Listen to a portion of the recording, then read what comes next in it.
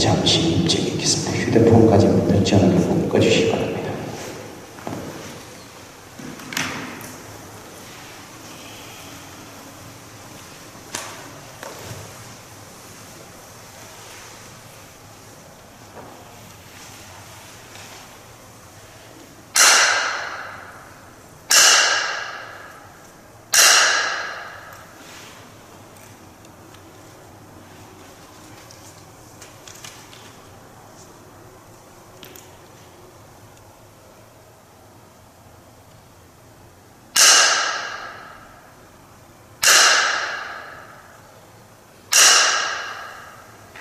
네, 반갑습니다.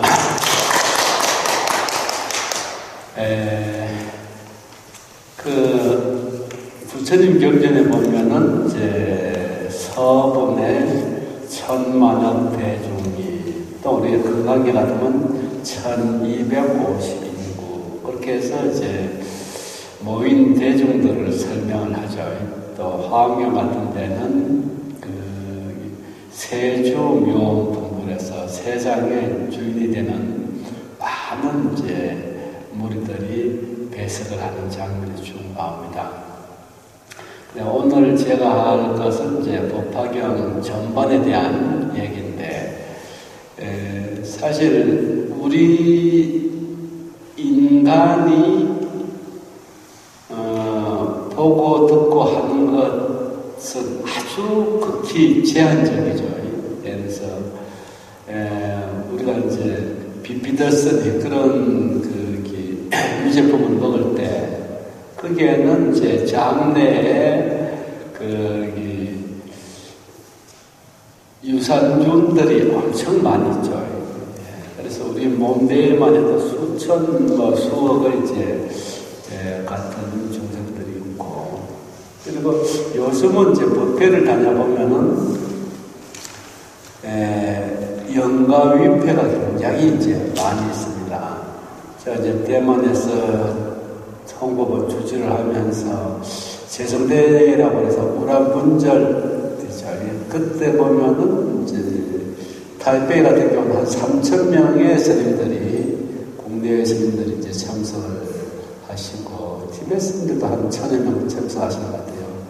그래서 그 대중이 우리가 전부인 줄 알았더니, 이 큰 스튜디움을 빌려서 이제 법회를 하는데, 그 주위에 아주 빽빽하게 이제 붙여놓은 것을 나중에 자세히 보니까 그게 다 영가들의 위패더라고요. 그러면 수많은 영가들을 우리 눈으로 직접 보고 듣지는 못하더라도 그 영가분들이 어쨌든 허공에서 다 듣고, 또 부처님이 이제 어머니를 위해서 또 천상에 올라가서 이제 법문을 하실 때는 또 천상에 있는 모든 제석천을 비롯한 이제 천신들이 와서 다 듣고, 그래서 우리가 보고 듣는 것 이외에도 수많은 삼계, 육도의 중생들이 다 이제 이 법문을 듣습니다. 그래서 우리가 이 법문을 들을 때는 정말 이제 많은 대중들이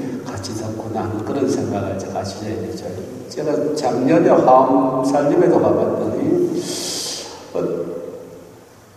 진도분들이 어떤 데는 뭐 조금 적게, 어떤 데는 좀 많게 오는데, 그분들이 이제 제가 공양하면서 이렇게 만나보니까 영가 위패를 올려서 그 30일, 정우스님 주실 때는 53일간 화엄 법회를 하시는데, 그럴 동안에 거의 올려놓고, 요즘은 생활도 바쁘니까 매일 참석을 못하고 어느 시간이 되는데 인연 따라서 와서 듣고, 하지만 이제 모셔놨던 영가들은 30일이면 한 달 내내, 또 53일이면 53일 내에 이게 법문을 들음으로써 이제 나와 인연 있던 정생들이 화엄경 설법을 듣고는 또 좀 더 많은 공덕을 지어서 다른 몸을 이제 받게 되는 그런 것이 있더라고요. 그래서 우리가 이제 법문을 이렇게 들을 때는 수많은 대중들이 함께 한다는 그런 생각을 이제 좀 가시고 신심을 내시기 바랍니다. 자, 오늘은 이제 법화경 얘기인데, 이 법화경은 아주 좀 독특합니다. 이 문체나 여러 가지 모습에서.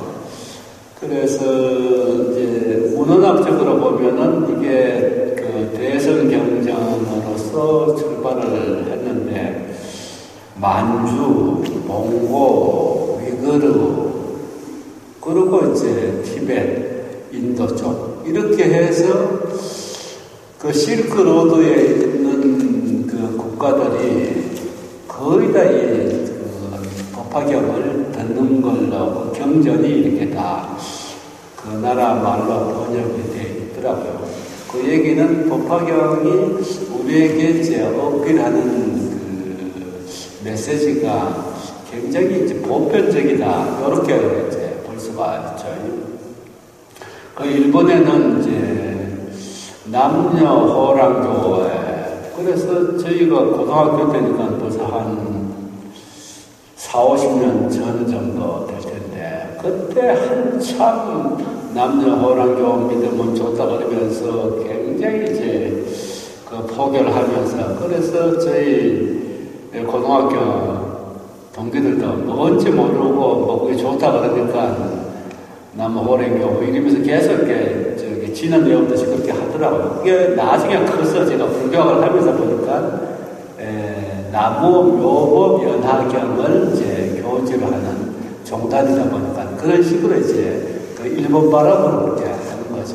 그래서 일본도 굉장히 법화경 신앙이 이제 강하고, 또 제가 이제 대만에 어쨌든 한 5-6년 있으면서 가끔 이렇게 택시를 타면은 그분들이 법화경을 굉장히 그 많이 독송을 하고 하면서, 그분은 제가 이제 스님이니까 제가 이런 경험을 했는데 혹시 이게 맞는가요? 뭐 귀신이시였는가요? 뭐 이러면서 이제 물어보는 적이 있습니다. 그러니까 이제 법화경을 독송을 하고 있는데 갑자기 제 몸이 없어지면서 공중으로 몸이 딱 부양되면서 굉장히 가벼운 느낌으로 해서 그런 경험하고, 또 이제 부처님 광명이 확 피어나는 그런 경험도 하고, 그런 걸로 봐서는 이 법화경을 독송함으로써 몰입이 됨으로써 그 몰입에 의해서 그런 현상이 일어나거든요. 제가 이제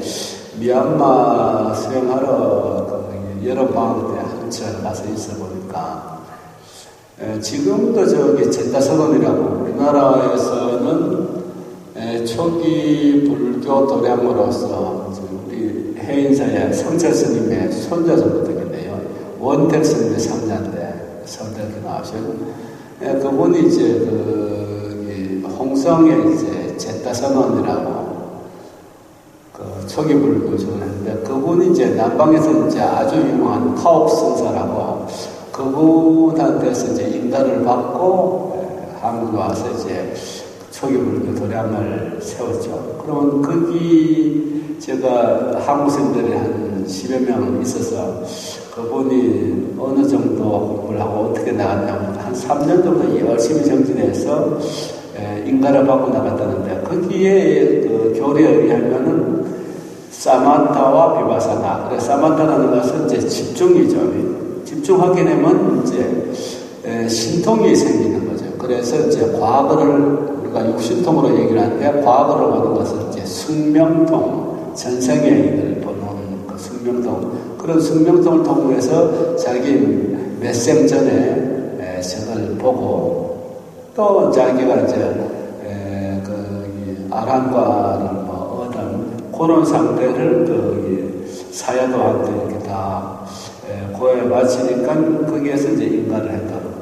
그러면 그 신통이라는 그 예를 들어서 숙명통, 뭐 선한통, 천인통, 신족통 뭐 여러 가지가 있지만, 그 숙명통은 이제 과거 전생을 보는 그런 거죠.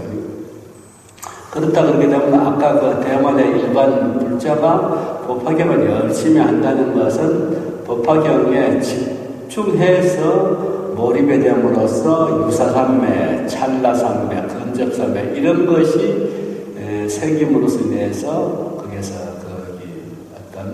신통 현상을 자기가 이제 경험을 하죠.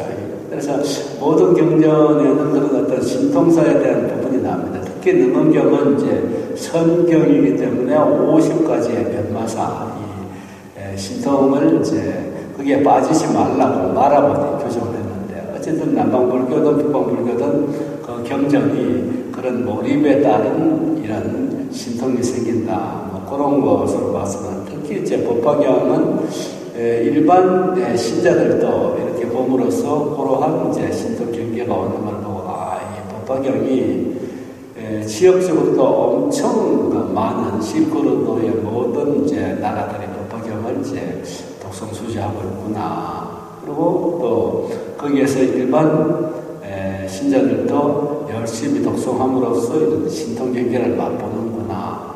그래서 이 경이 굉장히 이제 대성경전에서는 아주 보편적이고 중요한 이제 경전으로 되어 있죠. 그래서 저희는 이제 어떤 그 수행을 하는 것이, 중국에서는 이제 8대 종파라고 해가지고 뭐 여러 가지 경전이 중심으로 해서 그 종단이 생겨나긴 하지만 큰 갈래로 이제 8갈래를 이렇게 하는데, 그 중에서 뭐 선종도 있고, 그 다음에 정토종, 그 다음에 밀종, 뭐 이렇게 여러 가지가 있죠. 근데 우리는 불교 하면은 지금 선 이런 식으로 받아들인다는 거죠. 그게 왜 그러냐면은 성철 스님 때부터 이제 해방 이전까지 일제 영향을 받으면서 거의 외색 불교 결혼을 하기도 하고, 또 뭐 여러 가지 돈을 벌기 위해서 어떤 상업적인 것도 절에서 하고, 그렇게 해서 그것이 이제 순수 불교는 아닌데, 해방되면서 이제 48년도 봉암사에서 정법, 바람법을 이제 다시 회복하자 그래서 성철 스님, 자원 스님, 해안, 법전, 이제 세 번째 당대 선지식들이 불교의 순수 불교로 돌아가자 해서 불교를 이제 다시 밀어내고, 그래서 그분들이 주로 이제 그 당시에 산에서 참선만 하시던 분이거든요. 그래서 참선만 하시다 보니까 한국 불교를 대한불교 조계종, 조계종은 이제 육조 해능이 계시던 산을 조계산이라고 해서 선종을 표방을 하고 있는데, 사실은 지금 우리는 이제 선종의 영향권 아래에 있기 때문에 수행하면 이제 참산 이렇게만 사실 돼 있는데, 그 이전에 우리가 신라, 원효, 자상, 뭐 의상 그럴 때는 그 이제 통불교라고 그래가지고 아주 여러 가지로 불교의 이제 항목들이 중국으로 말하면 8가지 8대 종파가 주로, 그래서 한국 불교를 이제 통불교라고 그러고, 특히 요즘에서는 우리가 성철 스님 이하 이제 불교를 정하겠다고 나오신 분들이 주장하는 거기에다 초점을 맞추다 보니까 이제 불교하면 이제 선불교로 알고 있는데, 그 우리가 일제에 합병되기 이전에는 선교, 양종으로 이렇게 갔었거든요. 선은 선대로 하고 교는 교대로 발전을 해서, 그전에는 이제 오교구산, 고려 때는 이제 5가지 이제 경전 중심으로 한 이제 신앙과, 그 다음에 구산 성문을 거쳐 삼선을 하는 데가 이제 9군데, 뭐 이렇게 해서 내려오던 시대에 따라서 이제 바뀌죠. 그런데 우리가 보통 불자들이 듣기에는 스님들이 그냥 참선해야 된다 이렇게 하지만, 실제적으로 우리 불교가 시작된 그 신라 때는 그 이제 그 통불교라고 해서 아주 유연하고 플렉시블한 그런 상태의 불교 신앙이 이루어졌는데, 지금은 우리가 일제를 정화를 하고 다시 이제 한국 불교를 세우자고 하다 보니까 주로 산에서 참선을 하시던 분들이 이제 순수하게 이제 자기 수행했던 것을 이제 선양을 하고 하면서 이제 선종, 다시 말해서 조객 선종, 그렇게 해서 그랬죠. 저는 뭐 이제 그런 한국 불교가 근세에는 이제 조계 선종이라는 생각을 했었는데 조금 이제 다른 관점에서 저희가 이제 2000년도 초에 이제 무비 큰 스님이시죠. 교육원에서 전통적인 강사를 배출하는 그런 이제 시스템을 은혜사에서 했는데 그 은혜사의 초대 대학 원장으로 계시던 분이 이제 범어사의 무비 큰 스님이신데 그분한테 저희가 10명이 전강을 이제 받았거든요. 그래서 이제 저희가 그분이 뭐 큰 법회라든가 이렇게 되면 다 이렇게 찾아뵙고 또 이제 해제하면 이제 그 제자들 10명이 모여서 인사드리고 덕담 듣고 그런데 한 번은 실상사에서 이제 담선법회 실상사에서 이제 금강경 아마 큰 법회를 보름인가 한 그렇게 할 동안에 그 무비스님을 모셔가지고 이렇게 기조 법문을 이제 들었는데 그때 이제 어떤 참선하신 수자가 그 무비스님한테 이렇게 물어봤죠. 스님은 강백으로서 강언하셨는데 우리 후학들이 이제 수행을 하면서 경전을 봐야 되는데 무슨 경전이 가장 좋다고 생각하십니까? 그러니까 저희는 뭐 화엄경이나 금강경 이렇게 말씀하실 줄 알았더니 나는 이 법화경을 경전 중에 왕이라고 생각을 한다. 이렇게 이제 말씀하시길래 조금 의외네 이런 생각을 했었거든요.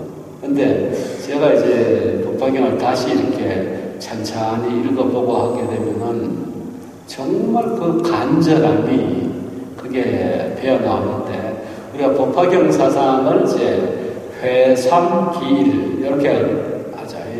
셋을 모아서 하나로 돌아간다. 그럼 우리가 이골 저골 골짜기에 물이 나오고 또 이강 저강 물이 나오더라도 마지막은 큰 바다로 들어가듯이 부처님이 45년 동안 설법을 하시더라도 마지막에는 이 법화경 사상으로 귀일한다, 하나로 돌아간다. 이런 식으로 이제 말씀을 하시는 것이 회삼기일의 이제 성격이죠.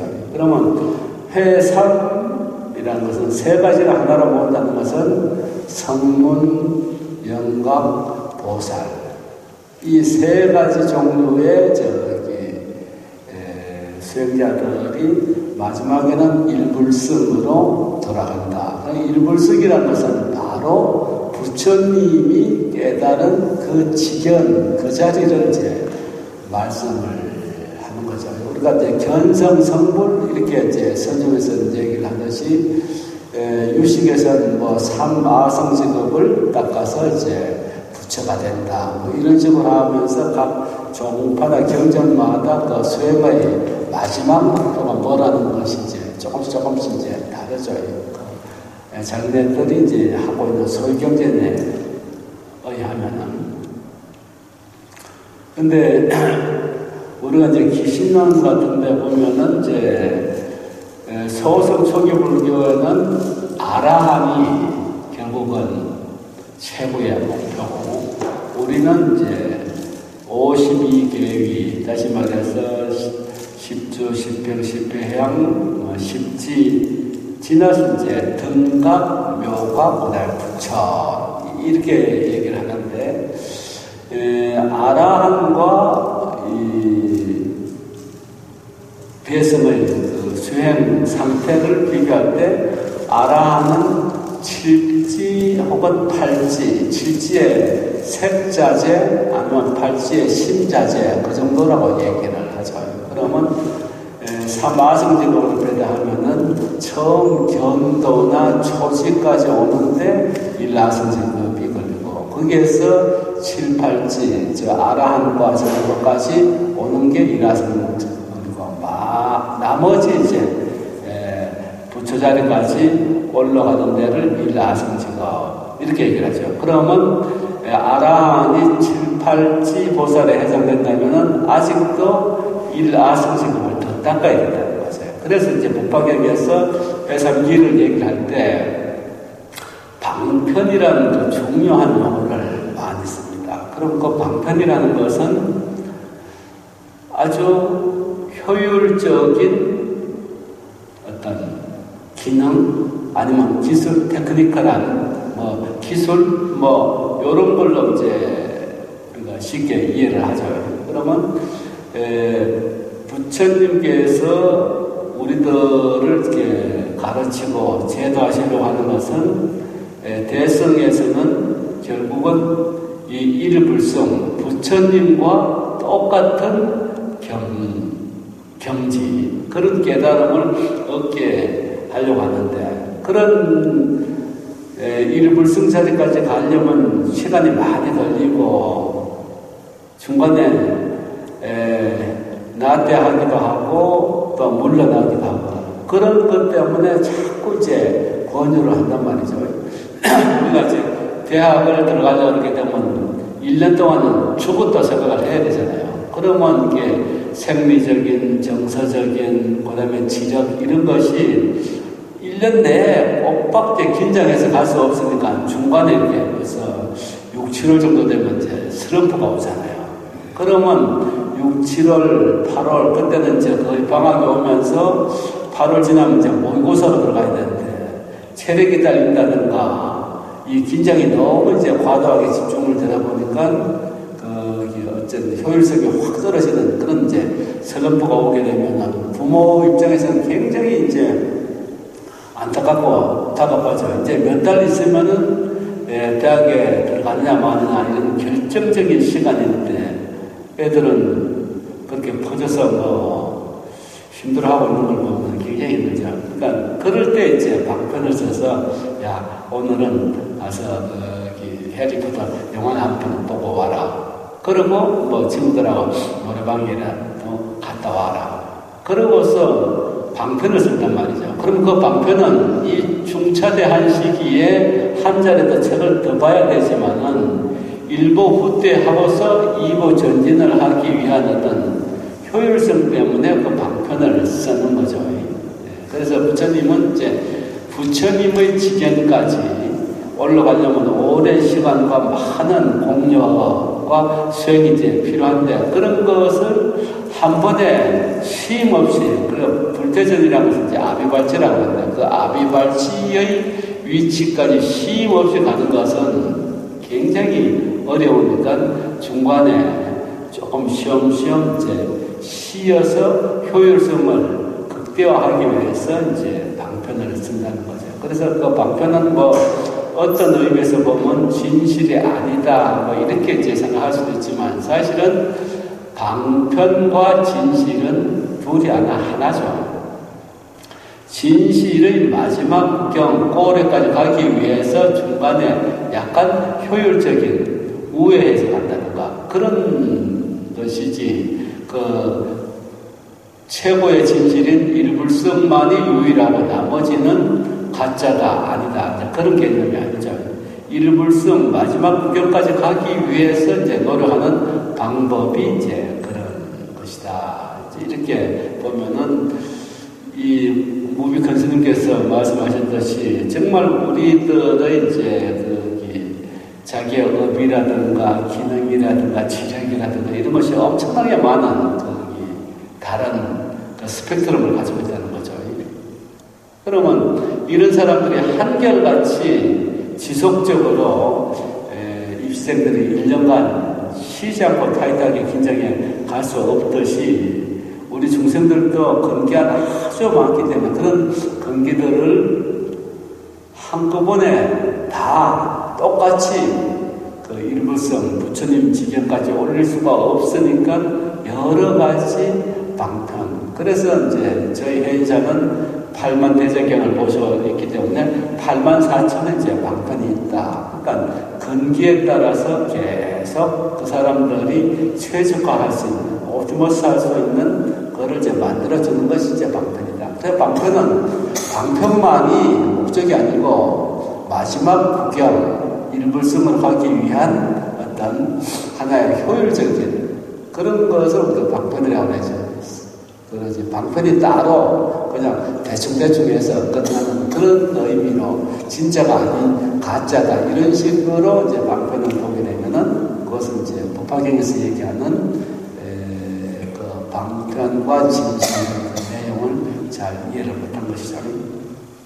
자, 그럼 법화경이 이제 이렇게 보편적으로 또 실크로드에 있는 그 여러 나라들, 또 중국, 한국, 일본, 이런 데서 다 법화경을 이렇게 보편적으로 하는 것. 그리고 평생 강벽으로 쌓으셨던 그 무스님도 이런 법화경 경전 독성을 이렇게 추천하고 하는 것은 법화경이 갖고 있는 그런 모든 중생의根기를 말은 회3기 그래서 삼성인 성문, 도살, 연가 이 세 가지 분류로 했지만 그 분류 안에 모든 중생들이 다 들어가죠.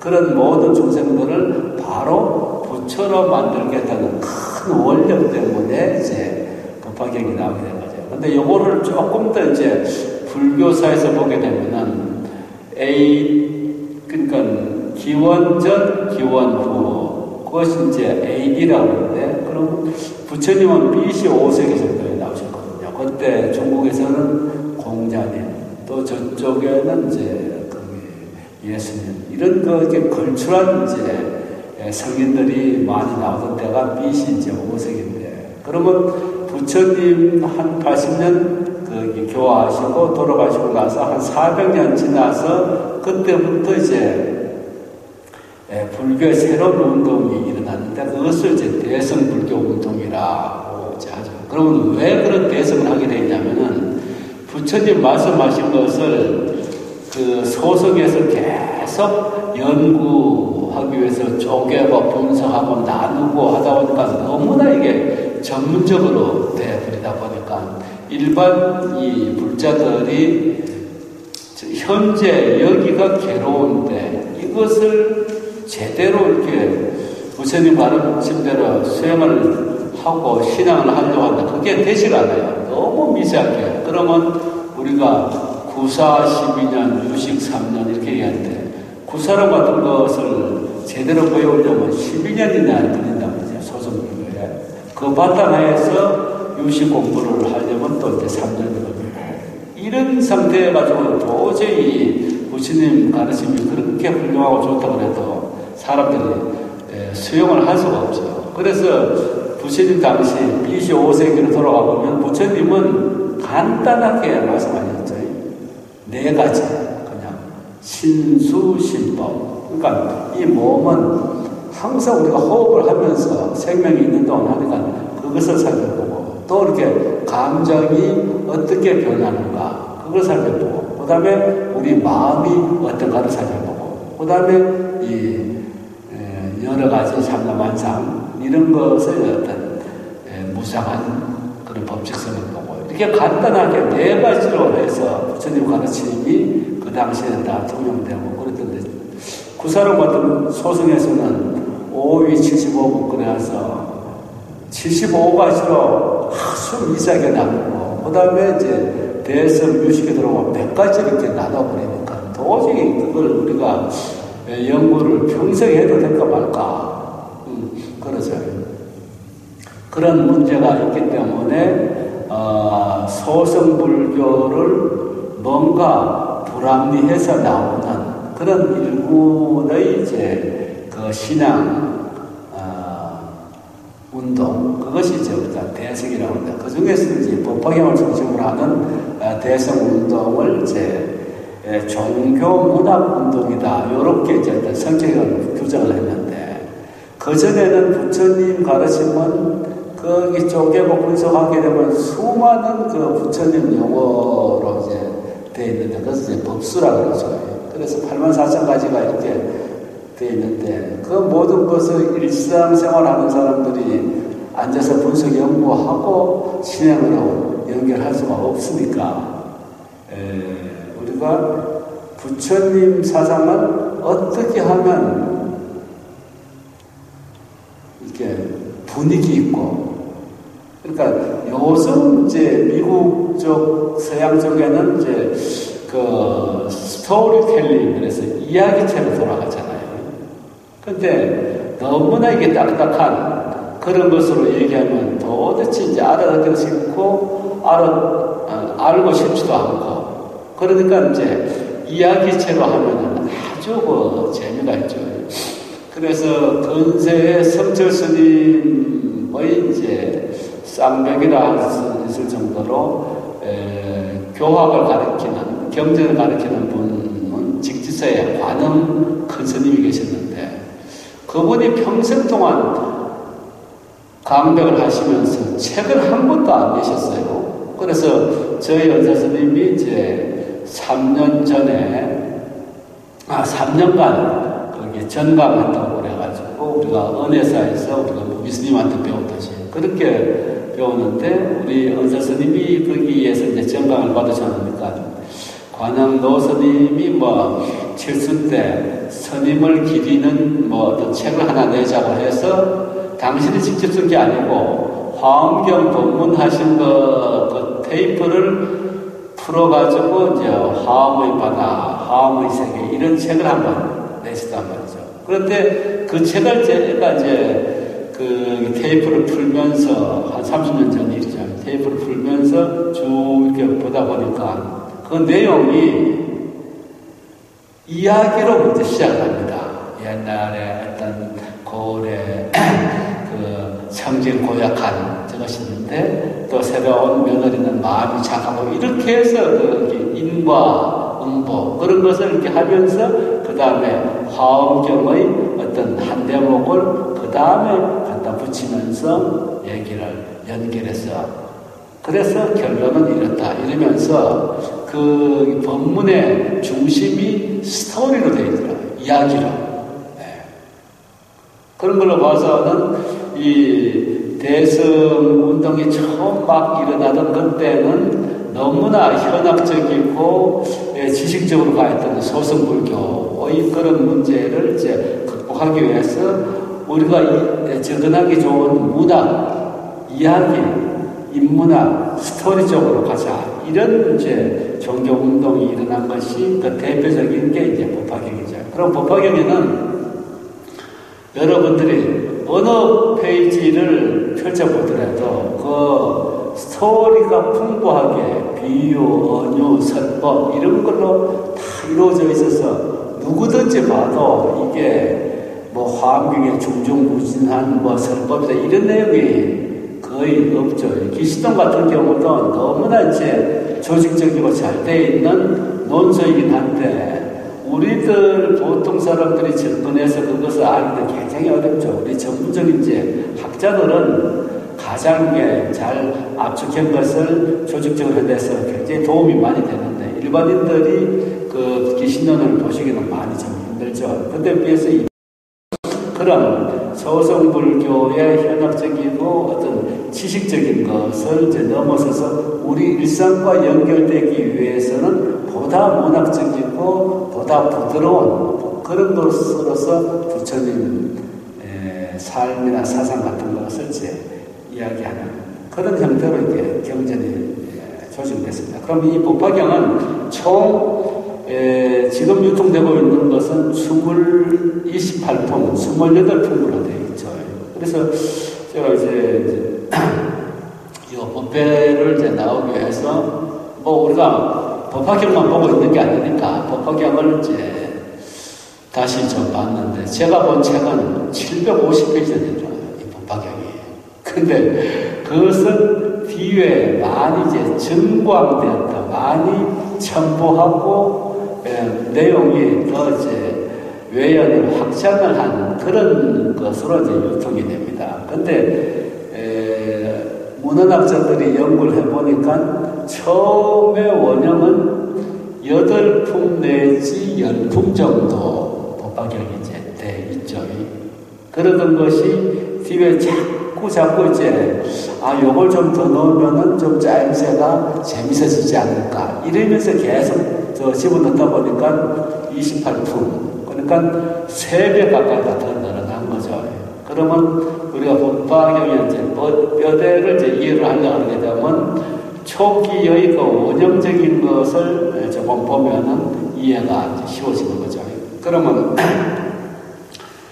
법화경을 크게 이제 나눌 때 천태지자대사는 이제 법화종 창시자죠. 그 부분이 이제 법화경을 해석한 거에는 뭐 법화현의 그다음에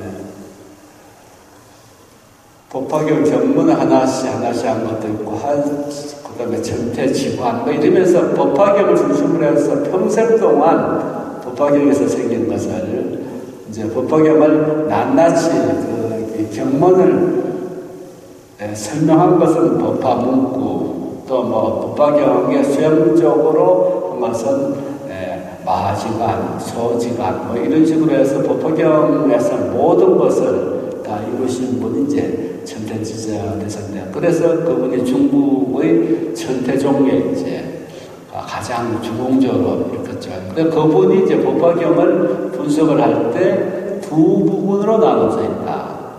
전문, 그래서 이제 자치, 그림자, 그런 부분과 그다음에 본문, 근본적인 부분. 이렇게 해서 법화경 28품 중에서 앞에 14품은 이제 전문, 그래서 그림자, 자치를 얘기를 하고, 그다음에 본문은 그 사상의 그 엑기스를 이제 얘기한다고 보면 되죠. 그러면 우리가 그 부처님을 설명할 때도 삼신불을 쓰잖아요. 법신, 보신, 화신 이렇게 하잖아요. 그러면 화신은 실제 우리가 경전이나 뭐 여러 가지 어떤 신앙을 통해서 느껴질 수 있는 30인상 80종으로 가진 우리 인간적인 부처님, 그것을 화신이라는 거. 보신, 그다음 또 반대편에 있는 법신은 진리의 몸이라고 해서 완전히 깨달아서 상주불변하시는 분이고, 그럼 그분이 어떤 공덕이나 공덕을 가지고 있는가 하는 것이 이제 보신 분인데, 여기 그런 개념으로 부처님의 일대기, 외형적인 모습, 부처님의 족적, 이런 것을 우리가 앞에 정문이라고 그래서 법화경의 전반부를 이제 구성되어 있고, 뒤에 이제 본문은 부처님은 도대체 어떠한 분인가, 이게 상주하시는 이제 불생불멸의 영원한 법신이다. 그런 내용을 이제 설하려고 하는 것이 뒤에 이제 본문의 14편이죠. 그러면 초기 법화경을 이제 한 4품 정도 정문에서 보게 되면 서품, 방편품, 비유품, 뭐 견보다품, 권지품 이렇게 해서 한 8개 정도가 정문에 있어서 가장 중요한 구성 요소로 되어 있습니다. 우선 이제 서품이라는 것은 부처님이 이제 그 법화경을 설법하시려고 하실 때 정말 엄청난 상스러운 꽃비가 내리고 진동을 하고, 그런 대목이 이제 서품인데, 그런 것은 이 경을 설하려고 하는 전조, 이런 것이 굉장히 중요하다는 것을 상징적으로 나타내면서 대지가 육종으로 진동을 하고 꽃비가 내리고, 그러니까 대중들이 웬일로 이렇게 다른 부패 때는 보지 못하던 이런 그 좋은 귀한 현상이 생기느냐 그러잖아요. 저희가 이제 성철 스님 돌아가실 때도 보면은 그 성철 스님이 백년암에 계셨잖아요. 그래서 제가 그때 93년도에 이제 강사를 하고 있을 텐데 연결식 하기 전까지는 며칠을 이제 그 장례 준비를 하고 있는데, 그때 백년암에 불이 났다고 그래서 그쪽에 그렇게 불이 났다고 그래서 난리를 치고, 그래서 알아봤더니 방광을 했단 말이죠. 백년양 계시던 성철 스님의 어떤 상스러운 수행의 공덕이나 그런 것 때문에 이제 방광을 해서 이렇게 불이 난 것처럼 보였지. 실질적으로 불이 난 게 아니거든요. 그리고 통도사에서도 보궁회, 거기는 이제 부처님을 안 모시고 정면보궁이라는 사리를 모시고 있잖아요. 거기에서도 이제 방광하는 그런 모습이 이렇게 나타나고, 이런 걸로 봐서 어떤 우리가 표현할 수 없는 정말 찬탄할 일이 이렇게 생기게 되면 그러한 이제 상스러운 모습을 나타난다. 그것이 바로 이제 서본이죠. 그래서 우리가 무슨 이벤트를 할 때 식전 행사라고 있잖아요. 그래서 뭐 부작부작 하면서 막 해서 분위기 쫙 땡기잖아요. 그런 것이 이제 어떤 본 메인 게임을 이제 장식하기 위한 거라서 서본 이제 그런 성향으로 되어 있습니다. 그 다음에 이제 정문이라고, 거기에는 방편품이 가장 중요한 이제 핵심인 이제 정정문에 해당되죠. 그 방편품이라는 것은 이제 뭐냐면 바로 일대사이냐, 부처님이 이 세상에 나오시게 된 것이 계시오임. 이제 한자로 그렇게 되어 있는데, 걔는 이제 부처님 불지견을 열고 가르치겠다는 거죠, 주민들에게. 신은 그것을 실제로 보이시고, 그래서 사람들을 깨우치기 위해서 그 다음에 부처님의 경계, 일불성에 들어가게 한다. 이런 것이 이제 방편품이 있는데, 이 방편품의 내용은 그렇게 부처님 지경까지 가기 위해서 계시오입을 시키는데, 그게 한꺼번에 되지 않으니까 반드시 방편을 써서 이분들 하나도 남김없이 모두 부처님 지경을 그 깨달음에 들게 하기 위해서는 사람에 따라 다 근기가 다르니까 그 근기에 맞는 여러 가지의 어떤 방편을 쓴다는 거죠. 그래서 비유가 여러 가지 복파칠류, 그래서 7가지 비유가 나오는데, 이제 초목의 비유 그런 것도 있어가지고, 비가 한 번씩 2, 3일 전에, 저번 주에 비가 엄청 많이 내렸죠.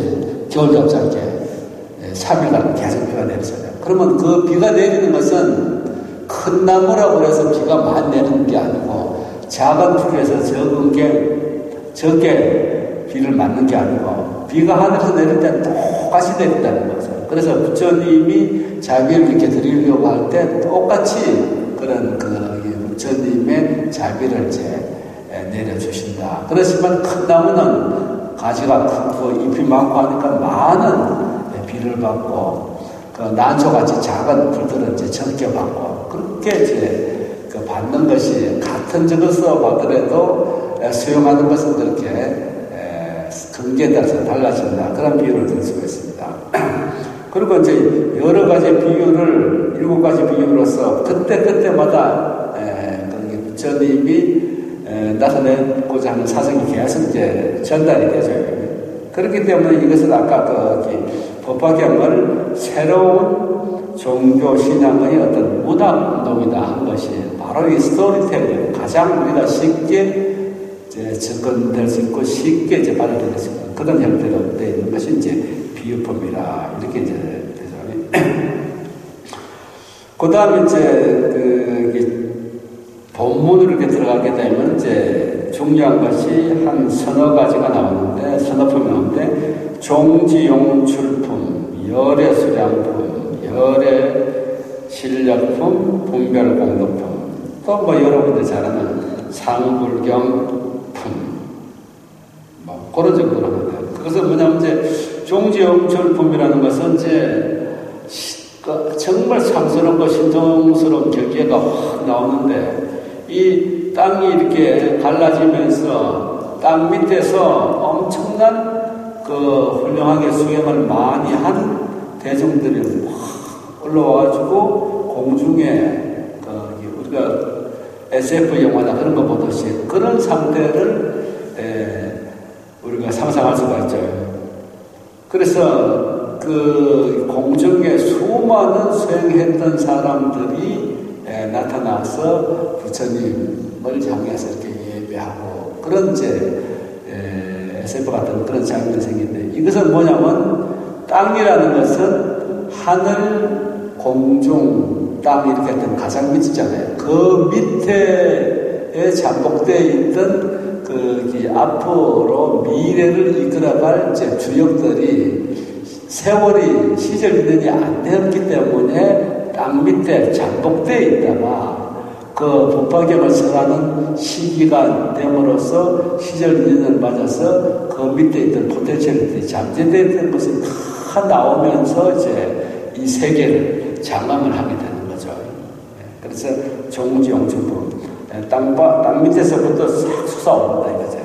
그 다음에 이제 열의 수량품이 이제 본문 14번 중에서 가장 핵심적인 키워드입니다. 그 얘기는 열의 수량은 엄청나게 길고 사실은 석가모니 부처님이 BC5세기에 이제 세상에 나오셨겠다고 보통 우리가 이제 불교적으로 얘기를 하지만 사실은 구원급 이전에 이미 성불되어 있다. 이런 식으로 이제 그렇기 때문에 부처님 수량은 수명은 한없는 급이다. 이렇게 하는데 요것의 내용은 우리가 모두 부처가 될 수 있는 부처님의 성품을 가지고 있는 것을 우리가 이제 열반경이니 또 선에서 다 불성이라고 얘기를 하잖아요. 그러니까 바로 부처라는 거죠. 그렇게 이러한 부처는 처음부터 끝까지 부처로서 그런 성품을 가지고 있는데 우리가 이제 비가 오든가 흐리고 하면은 그 날이 맑지 못하고 광명 빛을 드러내지를 못할 뿐 그것만 붙어지면은 또 환하고 밝게 어떤 지혜를 드러낼 수 있는 것에 이제 비화가 되듯이 그러면 부처님의 성품을 우리가 가지고 있기 때문에 부처가 되는 거죠. 그게 전혀 없으면 부처가 될 수가 없죠. 그래서 화엄경에도 부처님 깨닫고 나서 희유하다. 여러 중생들이 모두 부처의 특성을 가지고 있는데 너희 중생들은 그렇게 우민하여서 그것을 이제 보지 못하고 오용나게 있구나. 이러면서 이제 화엄경 대목이 그렇게 나오죠. 그러면 이제 제석천이 3번이나 본청을 해서 저희에게 차근차근 법을 설하 주소서 하면서 이제 화엄경이 이제 전개가 되듯이. 그러면 열의 수량이라는 것은 열의 수명의 영검이듯이 불성이 상조하고 법신이 상조하는 그런 내용을 이제 열의 수량품에서 이렇게 다루고 있습니다. 그러니까 구원검전에 그러면 화엄경과 쌍벽이 되는 것이 법화경인데 화엄경은 열의 성기 그래서 열의 성품 불성이 그 연기적으로 계속 이 삼라만상에 이렇게 드러나는 것에다가 중심을 맞췄으면은 요 법화경은 성구 불성을 갖추고 있다 이미 오래전부터. 그렇기 때문에 이 불성을 어떻게 현현하고 개발하느냐 이런 것이 법화경에서는 굉장히 중요하죠. 그래서 여러분들이 법화경을 이제 처음부터 보게 되면 거의 전반부 14품의 한 3분의 2 정도가 수기하는 대목이 나옵니다. 너는 어느 세월에 부처가 되고 너 부처의 이름은 뭐 서가모니다 보석열애다 이렇게 이름을 다 주면서 쓰기를 하는데 그 수기를 하는 것이 원래 성문은 대성 일불성이 되지 못한다고 해서 처음에 이제 대성운동이 일어날 때는 소성을 이렇게 좀 깎거든요. 다시 말해서 이제 복근시하시다. 그래서 너희는 절대 이제 부처가 될 수 있고 그저 조금 몸이 편안한 마음이 편안한 열반 정도에 가지 더 이상 부처님처럼 큰 광대한 지혜가 있고 법신으로서 영원 상주하는 것은 아니다. 이렇게 했었는데 그러다 보니까 대성하고 소성 간의 사이가 이 갈등이 굉장히 생겼죠. 이런 갈등을 이제 봉합을 하고 하나님께 원용하게 모으기 위한 것이 이제 회삼기일, 법화경의 이제 사상이죠. 그러면서 그동안엔 절대로 이제 성불할 수 없는 그저 조금 편안한 열반의 경전을 아라한 정도라고 얘기했던 것이 소석에 대한 규정이었는데, 그렇기 때문에 그런 분들을 모두 이제 수기를 줍니다. 그러니까 500아라한의 수기를 줘, 심지어는 제받았다가 전자 부처님을 죽이려고 했던 그 사촌도 수기를 줘. 또 여자는 성불을 못한다고 했던 마파사바티의 부처님의 이모, 또 부처님의 부인 야수다라, 그 다음에 아들이 라후라, 이 모든 사람이 다 부처가 되는 수기를 받는 대목이 거의 정문의 3분의 2가 되겠죠. 그래서 그거는 우리가 불성이라는 것을 갖추고 있기 때문에 그 불성을 이룩할 수가 있다, 성취할 수 있다. 그런 것을 다 약조로 하는 거죠. 우리가 이제 옛날에 보면 안오은 당상이다 이런 얘기가 있잖아요. 과거 시험만 딱 되면은 바로 당상관, 당하관 이렇게 해서 큰 관리가 된다는 거죠. 그런 대학교 스카이에 합격했던 통지서만 오면은 이제 3월달에 오리엔테이션 하고 하는 그런 절차만 남았지만 이미 스카이의 대학생이라고 보는 거죠. 그와 마찬가지로 수기는 그 소속이라고 그래가지고 그 부처의 직연을 이룰 수 없다고 하던 그 모든 사람을 방편을 써서 차분차분하게 해서 결국은 부처 경지까지 이루게 가게 하는 그런 약조를 다 주는 것이 이제 수기인데, 그런 수기가 거의 전반부에 배대되고 있습니다. 그리고 후반부에도 이제 열애수련법이라고 하는 부처님의 어떤 이제 본성, 법신에 대해서 얘기를 하지만 상불경보살이라는 그 품이 하나 있는데 그것만 하고 이제 마치겠습니다. 옛날에 한 흐름한 비구가 공부도 안 해, 참선도 안 해, 그런 비구가 때 이제 스님들이나 사람들이 지나가면 나는 당신을 우습게 보지 않습니다. 가벼이 보지 않습니다.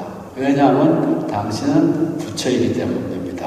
이렇게 얘기를 하면은 이 공부도 못하고 좀 2% 부족하고 들떨어진 것 같은 사람이 그렇게 얘기하니까 기분이 이게 장난치나 이런 식으로 이제 놀린다 생각을 하면서 나중에 그 성경을 본 사람들은 막 몽둥이 가져와서 때리기도 하고 그러거든요. 그런데 예를 들어서 방장 스님이 너 공부 열심히 했네, 조금만 더 하면 견성할 수 있겠다, 이렇게 이제 인가를 하면 괜찮은데, 흐름하게 생긴 사람이 내가 그렇게 얘기를 하니까 이것이 장난치다 이제 이런 식으로 해서 이제 대중들이 많이 싫어했는데, 그 보살 이름이 상불경, 나는 항상 여러분들을 이제 경만하게 가볍게 우습게 보지 않았다. 그래서 그 이름이 이제 그런 식으로 붙던데, 거기에는 아까